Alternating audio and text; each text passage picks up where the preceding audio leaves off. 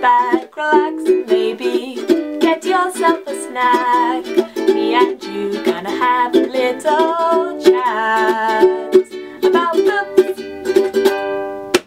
Hi guys! So I am here today to review the next 5 books from my self-published fantasy blog off long list. And if you have no idea what the SPFBO is, then I will put a link to my video and to Mark Lawrence's blog post where he talks about it. But I am one of the judges and I have to read 30 books in order to judge the award and put forward 1 finalist for the shortlist, and then I have to read a further 9 books after that. Of my 30 books, I have currently read 16 of them. This is the wrap up of the next 5, so I will be wrapping up to 15. Let's get started. It's been a mixed bag again this time.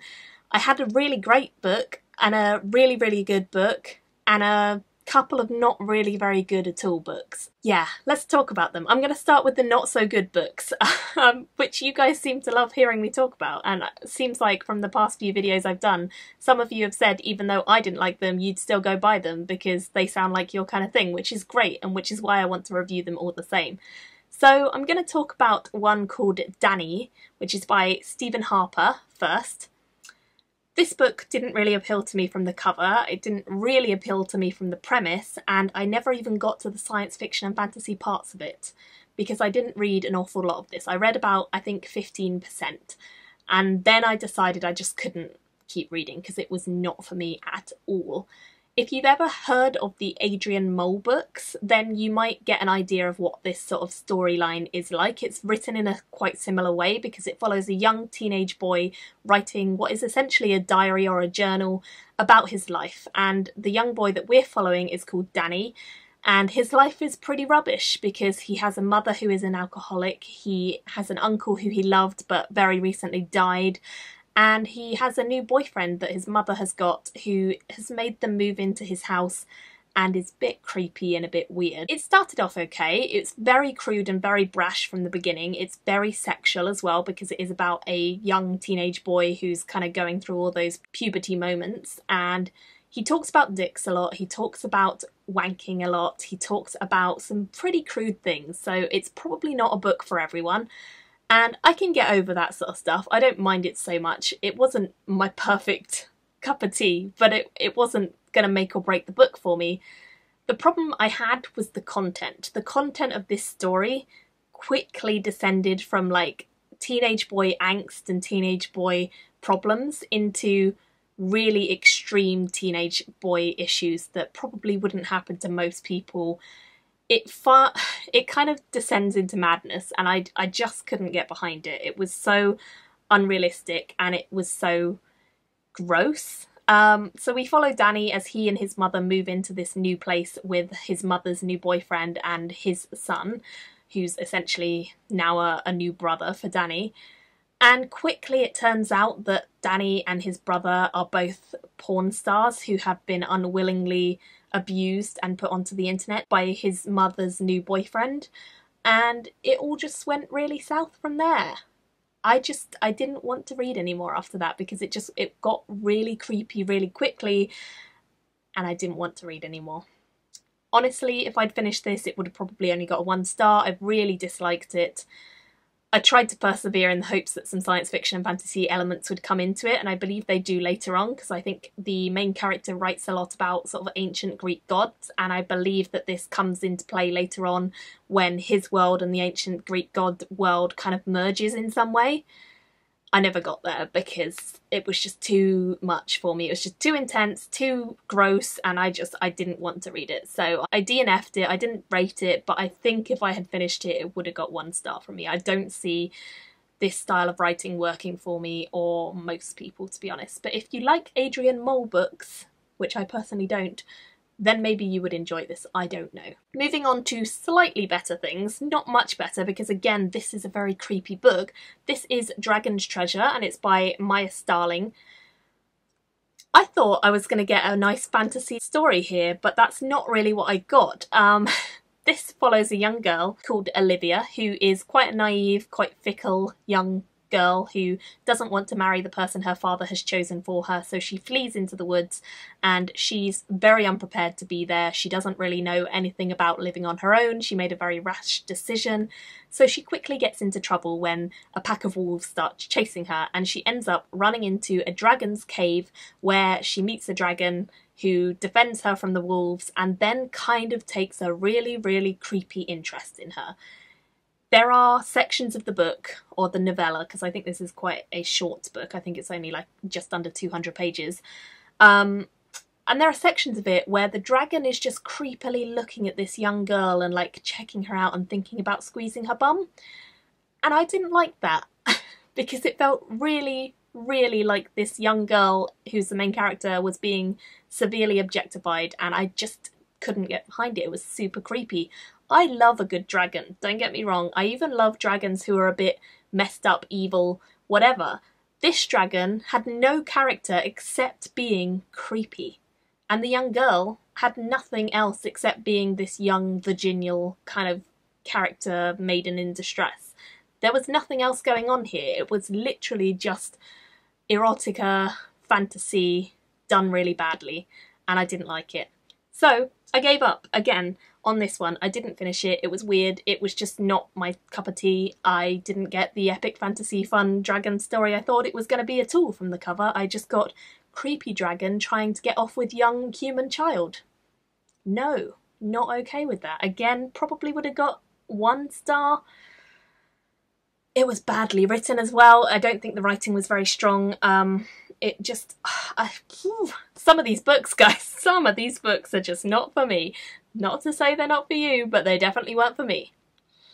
So yeah, that was another one. Moving on to better things, things I actually think people might like if you're not me and it's more to your taste. Next up is A Mortal Song, which is by Megan Crew.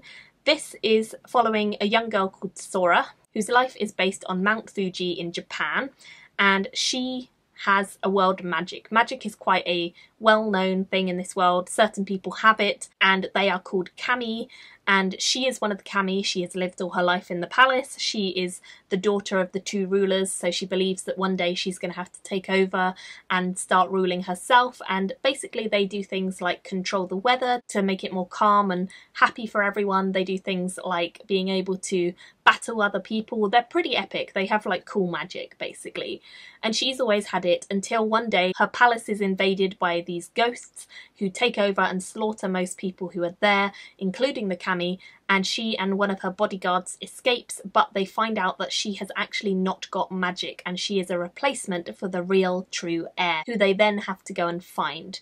So that's kind of the premise. It's an interesting enough story. My problem with this book was not at all that it was bad, it was just that it was very simple. This feels like it's aimed at children or young adults. It doesn't feel like it's an adult read to me. It feels very much based in simple, easy fantasy, and that's fine if that's what you're looking for. Personally, I wanted a bit more depth. I don't feel like the world building or the character building was anywhere near as strong as it needed to be to kind of compete with some of the other reads that I've recently had for SPFBO. It wasn't a bad read, it just didn't capture my attention, and that's all. That's the only bad thing I can say about it. It wasn't bad, it was just not for me. So I would say that if you are interested in a lighter, fun fantasy read, you might enjoy this. If you're interested in sort of Japanese-inspired fantasy, then you might enjoy this. But for me, I just wanted more from it, and I just couldn't get into the story and connect with the characters or get into the world because there wasn't enough of it. I feel like it was very simple, it was quite predictable, and that's okay, but it wasn't for me. So I would have probably given this maybe a 2.5 or a 3, I don't know, because again, I DNF'd this. I did actually get to about 30% on this, I think. I liked it enough to read that far, but I just knew that it wasn't going to compete against some of the other books. So as I wasn't really enjoying it, I DNF'd it. Moving on to things I would recommend and I was thoroughly impressed by, let's go next to Naomi Grim, which is the first book in the Final Breath Chronicles by v.b.marlowe. And this book thoroughly impressed and surprised me because I have said before I'm not a huge urban fantasy reader. I don't in fact like urban fantasy very much at all. And I would kind of say that this is a almost urban fantasy. It definitely has 2 realms. So there is like the human world and then there is the magical Grimm world. And this focuses on Naomi Grim, who is one of the Grimms, and Grims are basically Grim Reapers, but in a modern day setting. We have an entire society of Grims who go out when they hear that a death is coming to harvest the souls of people in the human world. So they are quite well adapted to death. They all kind of crave it. And what they do is they go into the human world and they wait around for a few days until someone gets a glow around them, and then they realise that it is that person who is going to die, so they follow them, and when they do die in whatever horrible way they do, they collect the life stone of that person, which in turn grants Grims their lives. So the more life stones you have, the more life you get, and you don't die. They basically become immortal if they collect enough life stones. But the society is very corrupt. There are 3 different levels, and Naomi and her family are from the sort of middle level of like fairly well off and wealthy, but not quite in the elite. Then we have the poor people who are mostly foragers who very rarely get jobs from the higher ups and don't ever get sent out. They get old and some of them even die because they don't have enough life stones. And we have the elite class who don't even really need to go out and hunt for life stones because they are just given a share of the other people who do go out, their life stones that they bring back. And it's all in the name of this one overlord person who kind of controls the Grims and tells them their jobs and sends them out. And it's really good fun. It is definitely what I'd say is a YA series. There is a bit of love in there and romance, which I wasn't a huge fan of, but luckily it does not by any means take over the story, and it definitely has its part to play in why the characters do things, so it wasn't all bad. I would say this is super fun. I have already bought the second book because I definitely plan on continuing with the series, and I think if you're looking for a light-hearted but really interesting take on Grim Reapers, I mean, who isn't? Then this is the story to do it. It's really fun. It's definitely one that I enjoyed a lot and was thoroughly surprised by how much I was enjoying it, because I could tell straight away that it wasn't like the best book I was ever going to read, but it was going to be a really fun one, and that's what I was looking for at the time. After having had a few little duds and hiccups along the way, I was very much in the mood for this sort of read, and it worked very, very well for me and what I needed at the time. So I ended up actually giving this one a solid 4 out of 5 stars, and I would really recommend it and say that it is a story that I think a lot of people would be surprised by how much they would enjoy it, especially if you are looking for that light-hearted fun read that's just going to give you some new fresh stuff that is really, really enjoyable. So I would recommend this one. It's the first one I would actually recommend to you guys, and I did of course finish it, so I gave it 4 stars. Moving on to my 5-star book, which you probably already know because I've actually already done a full review of this, so I won't talk very much about it here. But my 5-star book of this one, and obviously my winner of this round, is Devil's Night Dawning by Damian Black, and this is a story that is very epic, very fantasy, very much my cup of tea, and beautifully done. The writing is incredible. It doesn't feel at all self-published. It feels very, very polished, and I loved it. I completely loved it, and I would certainly say that a lot of you guys who watch my channel will also really, really love this, and it's super cheap on Kindle, so you should buy it because, yeah, it was excellent. I have already reviewed it, so I will put my full review in the description and in the cards for you guys to go and check it out, because I will definitely say I think you're going to like it.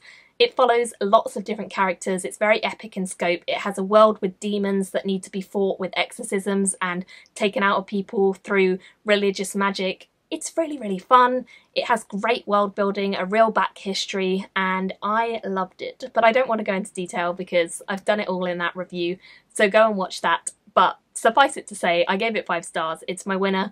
It would be the one I'd most highly recommend out of this batch, and I think a lot of you would love it.